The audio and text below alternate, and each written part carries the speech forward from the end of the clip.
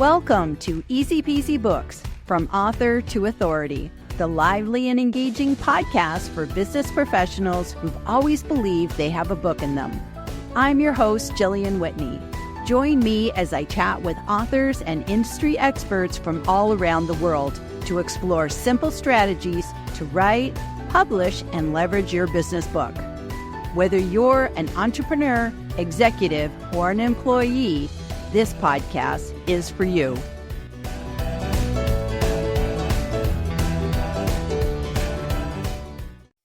Woohoo! And we're live again once again on another Tuesday. And I'm flubbing over my lines, but it's okay. And I've got Ryan Anderson in the house today, my favorite book promoting, singing parody guy ever, who I actually got to meet in person. But anyways, yeah. Thank you for being here today, Ryan. And let me just show people what we're talking about, and then I'm going to have you introduce yourself. So we are talking about Banish, boring book marketing, creating content that captivates readers. And for anybody who watched the intro today, it was a little bit different because I got Ryan here. I couldn't be boring. I had to do something different. So anyways, Ryan, please introduce yourself and tell people who you are and what you do. Well, hello, Julian. It's so good to be back with you again. This is the third time, right? So third time lucky, third time's the charm. Third time's the charm. That's it. Well, and it wouldn't be the same. It wouldn't, I feel like your hair needs to feature over here as well, which for people listening, I'm holding up a wig that is virtually, it looks like I've scalped Jillian. So yeah, I wore that once upon a time. Okay, enough with that. So yeah, I help people who are struggling with their content. It's not just they want content. There's so much content out there that we just scroll through because it all looks and sounds the same. So what I do is I work with people to come up with something that brings out more of their personality in fun ways. I mean, there are just so many tools and ways of doing that. I tend to specialize in video and graphics and music. So I work with people to think, how can we bring their messaging into these formats that brings their personality and a fun message that is not just buy my book, buy my product, come to my event, but instead it makes it memorable, because we could probably all think back to those days when there are musical jingles, things we remember from adverts through the years, and they get stuck in your head. And I've had people tell me, that they wish they hadn't listened to that right then, because they either laughed on a train in front of people and spat their coffee out, or they got my song stuck in their head. So yeah, I basically want to help people be memorable. And because if they are bored of their own content, I can probably put money down to say that their audience is going to be bored. And you're so right on about that it's like, if you find it boring, so will everybody else. And the thing is that your stuff is so creative. And I love how you engage so many different senses, because when you're doing, I did the little montage of and I will link to those in the comments, but when you do your stuff is for my ear. It's from my vision. You're dancing, you're singing, you take songs that are parodies. And so actually, can we just unpack that for a second? You do a lot of parodies. Can you explain what a parody is? Because some people just might not even be aware of that. So if we talk about that you're doing book parodies or your song parodies, what does that mean? And how do you kind of put your signature on that? Sure. So technically, I mean, originally, a parody is actually supposed to be very similar to an original and ridicule in some way. So I think most people know of parodies thanks to Weird Al Yankovic and how he would, do his songs. By the way, I think he also has your hair, Jillian. So that's another coincidence. So yeah, originally a parody is supposed to ridicule the original in some way. What I do is I use the original tune. So whether it's an ABBA song or the song from Dirty Dancing from that event we were both at, or whatever the tune is, I will take a tune and I'll work with someone to get the message that they want to convey. and I will pair it with the lyrics of the original tune in a way that if people are familiar with the original song, it's not just replacing it with words, it's actually getting it to line up in key places with key rhymes. And so it's just a more effective way of pairing it with that song. So that song now will be forever ruined for people in a good way, right? So now whenever they hear that song going forward, um, whatever I'm singing about will be in their head. So whether it's that Vanilla Ice, so in the intro you played several things. There was I took the Rolling Stones Paint It Black, and I did Ain't It Black about black goldfish, one of a series of books by Stan Phelps. I did the Greatest Showman tune for what's it, the Most Amazing Marketing Book Ever. It's taking these things and making them not only just sound familiar by tune, but familiar by rhyme as well. So that's when we say parody, it's come to mean more of a familiar tune. I'm not ridiculing the original, but I am having fun. And visually, if people watch so not just listen to the lyrics, but if they watch, that's another layer of experience, because it's the visual story that's being told as well. I love it. I love it. And to me, that is your absolute genius. And I have to say, Uplift Live was probably, that wasn't a book, it was a conference, but the Uplift Live one with Time of Your Life from Dirty Dancing, that picture of you holding me up or something and spinning around, it was just hysterical. But now you're right. It's like, if I hear that song, I think of your video. So it's just like, it's kind of like goes over top and replaces. So it really makes things more memorable. And I think because if you're already familiar with the song, like the Seth Godin one with the purple cow and the ice baby, it's just like you did such a good job with that. So I love that. I love that. So Thank you. we've talked about parody. So what to you is boring? Because we talk about, we're going to talk about how to not be boring book marketing. But it's like one thing, just holding up your book for 30 minutes and going, buy my book, that would be boring. You wouldn't want to do that. So what to you what are the elements to make something not boring? I think it's first important to note that obviously, with however many millions of people are authors and want to be authors, most authors don't have the luxury of a reputation so that people would buy their book because they know who the people are. So I'm thinking, whether it's fiction or nonfiction. So, okay, with nonfiction, people built up a reputation over time. And now anytime those authors release something, they don't even have to market it. It just, all those people buy it. But if you're someone in the world of nonfiction, which is what we're talking about, hopefully you do have a reputation. That would be ideal. But yeah, boring is, like you said, you just hold it up and who cares? You need to bring your personality to it, and you need to give people reasons to buy it. And you've got to do that in fun ways. Now, when we say like, what is boring? Here's the thing. I can't tell you the last time I saw a book being marketed. So what is boring seems to be the status quo, as in do nothing. Because most people, I can't tell you a time I've seen a book marketed in recent history. Yes, you could hop on a live stream, So,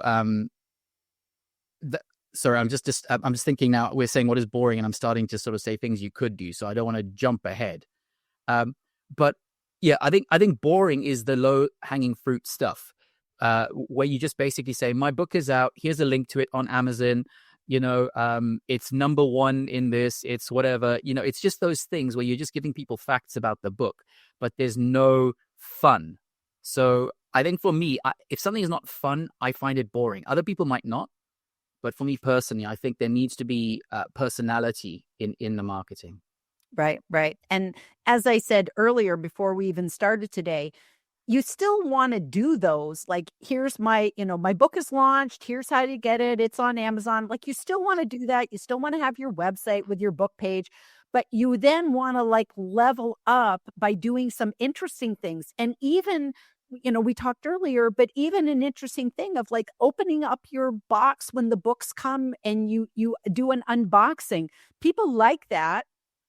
Why do they like it? Because it's different than just, here's my book link to Amazon. So even just a tiny little bit. And I've seen, people with interesting pictures where they might just take their book and like go and, I don't know, take it to all these different gnomes. You could have your book beside gnomes. Those are interesting things because otherwise we're just going to see you in the book, but doing something a little bit different. That would be fun. Absolutely. So you could take a book like the traveling gnome sort of thing, but you take your book and you travel. So you do a book tour with your book. You go to different locations and you could read parts of your book. So you could film yourself reading parts of your book in different locations. People can tune in at a set time to hear a little bit more of your book. And of course, each time you provide a link to go and get it. But I mean, one of the things I would say that we've not touched on is marketing your book before you even have it. So letting people know that you're going to write a book. That's the first thing. That can get people excited. You can send people to a waiting list. You could probably even think of doing a pre-sale for that, just especially if you're trying to work on what the book is, you're not 100% certain, but you want to know that there's an idea there. So you can sort of gauge that. But yeah, you could, so you want to pre-market, tell people you're writing it. And you could ask people to, you could send copies out, ask them to do readings of it. You could have a fun fireside type thing where you just sit and read it. You could even get a few friends around and film, like a reading session. I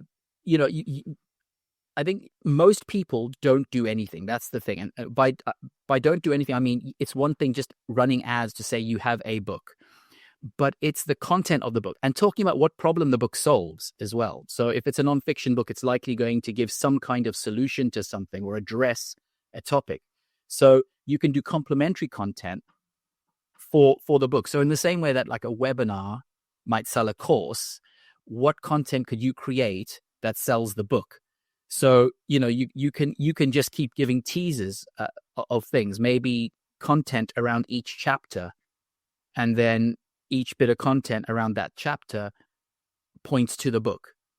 So I'll stop there for now, just give you a chance to say something and for me to drink my mint tea.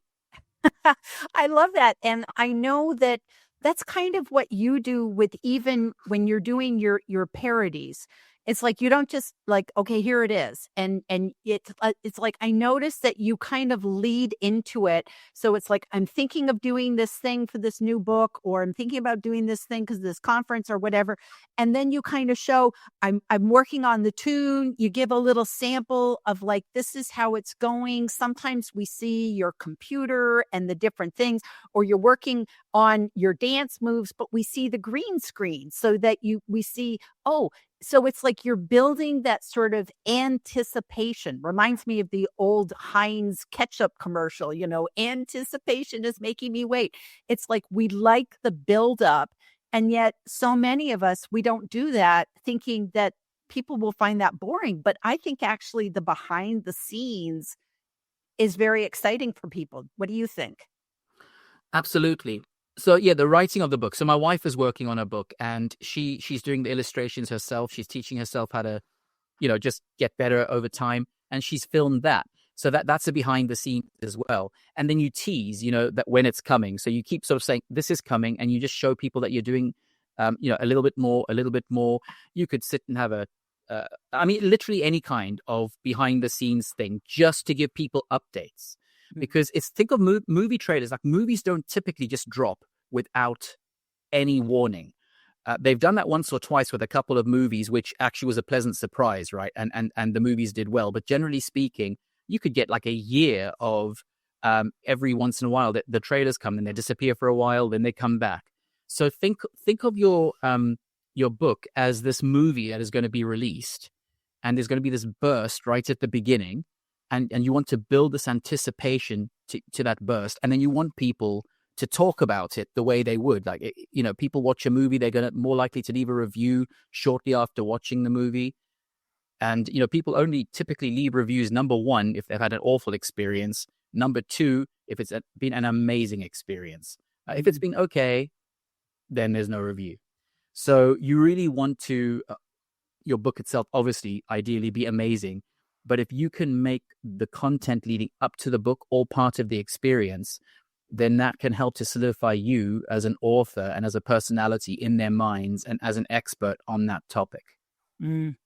I love that. I love that. And I know I was reading about somebody this morning, and he said, you need to spend as much energy and creativity on the marketing of your book than you did on the writing of your book. It has to, like, a lot of people think, I'm done. They put it up on Amazon, and then they think, okay, I'm going to go on to the next book. But it's like, you have to keep marketing. It's the same with movies. It's like, you don't just release the movie and you're done. No, you still have to kind of keep having the ads going out, or else people just don't remember. We have to remind people. So I think that's so important. And I think one of the things about say with the songs from people I've worked with, where they say that the song works for them, it's evergreen in that sense, because although some people might sort of say, oh gosh, I don't know if that's, I'd want to spend that money on something like that. But then, my challenge would typically be, okay, if all you're viewing it as is, I paid X amount for a song and that could have been this many book sales, it's a limited mindset, because you're having something that's going to work for you going forward. It's not just something now, it's this thing that you can keep using, and it's fun, and it gets people talking, and it gets people sharing. And how often do people share other people's content? It doesn't happen as much as we would like. So yeah, the idea of something, especially, by the way, I noticed there's a question out there, if I may address it now, because this kind of so Jeff Young has said, how do I decide what song is right to use? Well, the first thing is working with the person. What do they want? So that is the first thing. It's what do they want? Now, it's seldom that I've been, the song they want is rubbish. If I can't sing it, then of course that's a problem. But I mean, I've become, there's lots of flexibility, for with the way I work with people, because now that we have other tools around, I can help work with people to get original songs, so they don't have to be the parody tune anymore. But I use all of these things a lot, and I know how to it's just so bespoke. You can now get a song that I could create a song that sounds similar to something, so it might have people thinking about something else, but it's not that song. So it could sort of be a hook to get people in that way.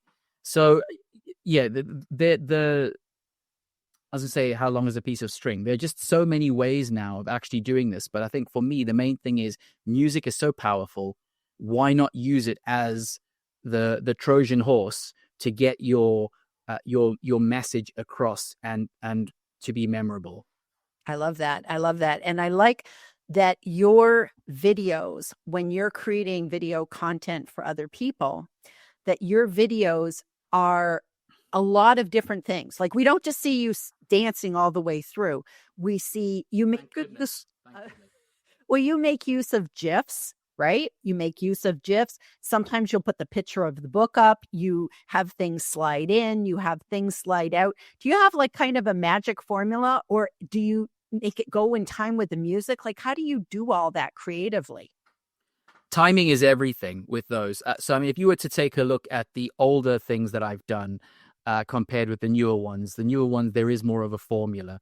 So GIFs I use definitely, and it takes everything in me to pronounce them as GIFs, which I know is the proper way, because I've been saying GIFs all my, So does Jeff Young. So yeah. You get a pass. If Jeff can. Well, is he Jeff Young or is he Geff Young?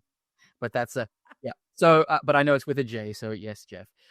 So yeah, I have a more of a formula for these sorts of things, where it starts off where because of time, and a lot of people aren't going to necessarily sit and listen to a 5-minute song. The impact can be just as much if it's 1.5 minutes, which is typically going to be a couple of verses and a chorus. So while I have done and still do whole songs, that's a lot more work, therefore a lot more money. But if it's just hit the road running, so pretty much verse, chorus, and then use GIFs to complement the message visually. So if I say something, so for example, because I've also done songs for events like the one we went to, and a couple of others, uh, I would say something like people came bursting through the door, whatever it was that I said. I can't remember the line, but then I would just go and find gifs to support that, and the timing of that has to be between the words, and so that it's not, so that people aren't taken away from reading the words on the screen, because that's another thing. They don't know the words that are coming. They can't sing along yet, right? It's a familiar tune, so the intrigue is there because this tune is familiar, and I didn't say ice ice. I said nice nice. So obviously that's what I was saying. Well, the sound is this. It's got to rhyme, because some people there've been parodies like where people would just say, this is a silly example, but they might sort of say something like cool cool baby, and you're like, why are you saying that? It's like, that doesn't even rhyme. But there are, I've heard parodies where they literally just borrow the tune, none of the actual rhyming. So yeah, I work hard to make it rhyme, and that has the intrigue. So people are now following along. And in fact, I think a fellow friend of ours, Frank Prendergast, he swore he would never listen to Ice Ice Baby again, but he was intrigued to see how the rhyming went with that. So he watched it all again, the original, and looked at the words and saw. So yeah, I like to line it up, and that pulls people in because they're reading what's coming, so that you've got their attention. And then the GIFs I bring in at key times so that they don't pull away from the reading. So it is really all very much about timing. Wow. Wow. It kind of reminds me like you're almost a conductor. You're like a video conductor of an orchestra, in that you're not utilizing just one thing. You're utilizing, I'm thinking as a video editor that you have multiple tracks. And so you have your bass, your bass line of you dancing or whatever, but then you have all these other things, and it's like, I'm seeing you as a conductor. It's like, okay, bring in this GIF and bring in that thing, and now the picture of Amazon going across the screen delivering the book. It's just like, it's a symphony. It's truly a symphony. So I hail to your genius. It's quite Thank brilliant. you. It's It quite is quite brilliant. fun looking at the editing software, and looking, because I've shown pictures of that before as well, where you can just see all the tracks, because some songs and some books and some ideas bring out a lot more. There's a lot more in them, whereas others are just a simpler idea. It could be almost just much more. It's just like a jingle. So yeah, it really does depend. It is very much down to, what does the person need? Let's work from there. I love that. It's not a transferable template in terms of how they work, really. And I think that, like, kind of going back to Jeff's question about, choosing which song, you're probably going to choose a song that's appropriate to the generation of the author or the business person, whoever you're doing a video for, if we talk about just doing videos. And that if you have somebody my age, you're going to do music that would be appropriate in my, I'm not maybe going to know Taylor Swift as much as if I did Rolling Stones or Beatles or something like that, because that's kind of more, or Bruce Springsteen, that's sort of more of my generation than, like, if you were 20, you're into different stuff. And I'm like, I don't even know who that is. 100%. Yeah, exactly. Yeah, I mean, so for me, I'm kind of the music genre that I'm kind of like stuck in is 90s to 2000s, because that shaped me musically. So there would be sort of Natalie Imbruglia, Spin Doctors, Collective Soul, Gin Blossoms, Counting Crows, stuff like that, where that's my go-to, and I know that people my age would appreciate that, just as you say. Whereas so I've had a couple of clients where it'd be a case of they're thinking of their mother, and so suddenly, we're talking about plus minus 60 to 70. What songs do they like? I can get given a list. So I said, just give me a list, and then I will find what I feel. If you want the best result, I have to be comfortable. So I have had people request stuff, and it's just been a case of, well, either practically I can't actually get the tune, because I use karaoke tracks. Right. And so if they've chosen one of the songs that was never released as a single, as a popular single, then I might not be able to get it. So yeah, it really is down to what do you want, what means something to you, or what means something to your audience. So in the case of a wedding, for example, if somebody wants to do a song, like a best man wants to do a song for his friend, well, he's going to know his friend's best song, isn't he? The Right. groom's favorite song, and then it would be that same sort of thing. So it's really about, depending on the scenario, it's about you and it's about your audience. So what do you think would mean something to them? So if you're doing something that happens to be of a DIY or something like that, could you use Bob the Builder? Or, Right. it's just think about something that makes sense for your audience as well, depending on the scenario. I loved Bob the Builder. That takes me back to my mom days when I was a mom. So speaking of audience, I'm sorry I neglected everybody. So we have Jeff Young in the front row asking questions. Greetings from Columbus, Ohio. We have Kevin D. Turner here. We were talking about you earlier, Kevin. So Kevin D. Turner, he's here. He says, let's go. We have Jeff again. Thanks for coming to the presentation and helping in the chat to Kevin. It was fun. So they're all chit-chatting together. We can't wait to see Jillian and Ryan rock out. We like rocking out, don't we? And those are some curls. He likes curls probably more than me because it's like I got a really rainy day to here, so it's like my hair's like Weird Al is great. Must be the hair. And I think that that's like a really great example of the parody. And you had talked before about Weird Al and that his stuff was so close that, he just took things and he would like, I remember he had one like stop dragging my it was the song Stop Dragging My Heart Around, but he changed it to car, Stop Dragging My Car Around. And it was just like Carhartt, Carhartt's actually is a company, but like you said, getting very, very similar. So I think that's great. Mhm. Why is Ryan so fascinated by hair? You got to answer that one. No, he knows why. It's because obviously I don't possess much of it, so that's probably it. And that was the one that the question Jeff asked. And he says, J for Jeff, G for graphics, GIF. I'm with you, Ryan. Jillian gets a pass though. So that's good. Rhyming Ryan. I love it. I love it. So I wanted to tell you about something I just actually read this morning. And it was a woman, she was promoting her book. She had written her book. I think it was called The 7-Year Bitch. So I was just like, okay, great title.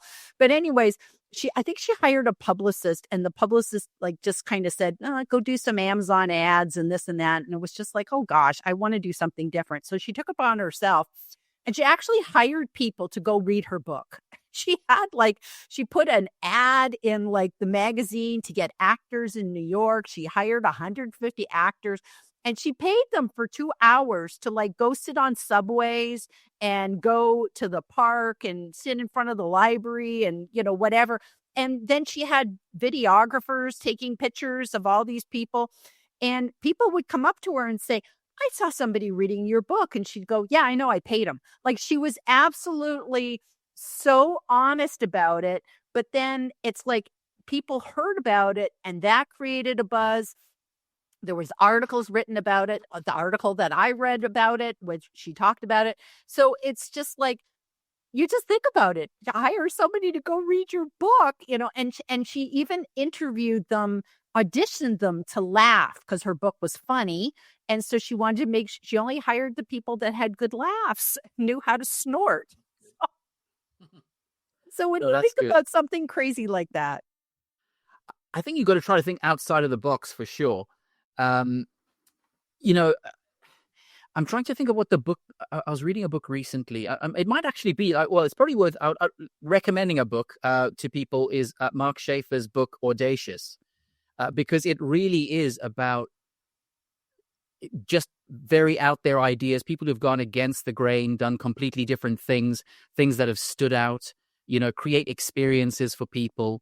And I think you could have somebody, maybe even the author, wearing one of those sandwich board things and walking through, if you have permission, depending on what's allowed in the location, but you could walk up and down the street with a picture of your book, dressed as a book, and you're going to get people, you're going to catch people's attention. You could have Ask Me Anything, like with an arrow pointing down. I mean, there's just, I think like what we're trying to say, it's not that we need some revolutionary ideas here. no one has ever done before necessarily. It's that most people aren't doing anything really out there. I think traditionally, any marketing has been the responsibility of the agent and the publisher and that sort of thing. Whereas now it's really up to the author, especially in the world of self-publishing. You have to do everything yourself. So it could be as little as okay, you know what, get a magnetic sign and put it on the side of your car, and everywhere you go, you got your book on display. You know, put a QR code, like with some kind of teasy, intriguing thing that people have to scan it to come and see. You know, wear a T-shirt that's got your book on it everywhere you go. Just take every opportunity you can. So yeah, and again, I think it's really about, it's not just saying there's a book. It's, if the book contains content that's valuable, then you can take that out and turn it into content, because often the book actually is the result of a whole bunch of work that you've already done, right? So you've got the 50 blog posts that have gone into the book. Well, you can do the same sort of thing if they weren't blog posts, if they're LinkedIn posts or whatever it is. Either way, if you've got this idea and maybe you don't have all of the posts and all of the content, split the book into all of these different types of content. Maybe carousel style posts, just lots of different things, and just mention the book, every once in a while. So I think you don't have to go hard, like go far or try too hard. I think it's just talk about it in fun ways and make sure that you're giving some of the best tips or whatever it is that your book is about. And as I say, use every opportunity you can. Placards, billboards, think of ridiculous ideas. And of course, there's our good friend ChatGPT, where people who are really stuck and can't think of anything go there and, and maybe take ideas you've seen before and put a new twist on them or something. Jump out of a plane, or schedule. I mean, and even non-exciting, but again, anything is more than what most people are doing. Call your local radio stations. A lot of places, certainly in the UK, are looking for content. So tell them you're writing a book. Would they like to interview you? See who you can partner with. Maybe set up a little mini podcast or a mini series, like a 5-episode podcast or whatever it is, to discuss your book. Give away copies of your book. Do competitions. It's on and on. It's brilliant. That's brilliant. So Ryan, we're reaching the end of our time together. So if people want to hire you, they can hire you to do their content. Do you also do consulting? Like, could I just hire you to come up and give me some ideas? Do you do that as well? Absolutely. It's just, anything to do with content, for sure. Get that message and make it memorable. That's the overall thing. It just depends on what the thing is. So whether it's events, products, books, for sure. And it doesn't all have to be musical. If people don't want music, they think, nah, that's not for me. That's okay. It might not be. I think you might be missing out on something, but it might not be. But I can work with you to find something that is. So yeah, I'm on LinkedIn, and just message me in the first instance. We can connect and chat and see if we're a good fit. Wonderful. Wonderful. And is there any final words of wisdom you want to leave everybody with today? Oh gosh, now I'm set up, aren't I? I'm set up to fail right now, because either I've got to have something really wise. Show the Elvis duck. Okay, yeah, this will translate well to the podcast, won't it? But look, I mean, this is a gift from Gillian from when we met in Birmingham. But I mean, in all seriousness, I think just to reiterate what I said, I think marketing is often a daunting thing for a lot of people. Marketing and sales, we don't know what to do, especially for solopreneurs, right? We've got to wear all the hats, many of us. And I think just know what your strengths are, and when you need to reach out to someone, like to find someone to do something that you just hate doing, you don't do it very well, it's a real headache, it's worth, I think we all know this, it's worth finding someone and saying, well, you know what, I'd rather pay someone to do that thing, and it frees me up to have a couple of consultation sessions, because then actually that just paid for that thing. So I would just say, maybe marketing your book, maybe you don't have all the ideas, maybe you need someone to talk to. I mean, definitely, obviously, people need to talk to you, Gillian, because you actually help people get published.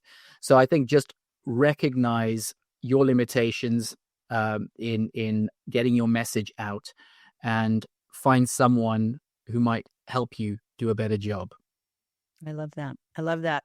Well, thank you very much for being here. Thank you, everybody who joined us, who's watching the live, who's listening to the replay, listening to the podcast, whatever. We appreciate you being here today. And I do encourage everybody to follow Ryan, reach out with Ryan, connect with him. He's absolutely brilliant, and I highly recommend him. Okay, everybody, we will see you next time. Bye-bye. Bye-bye. Thank you for tuning in to this edition of Easy Peasy Books, From Author to Authority. If you found value in today's episode, I'd be grateful if you could leave us a review. It helps other aspiring authors discover our podcast. To learn more about writing, publishing, and leveraging your business book, visit my website at easypeasybooks.com.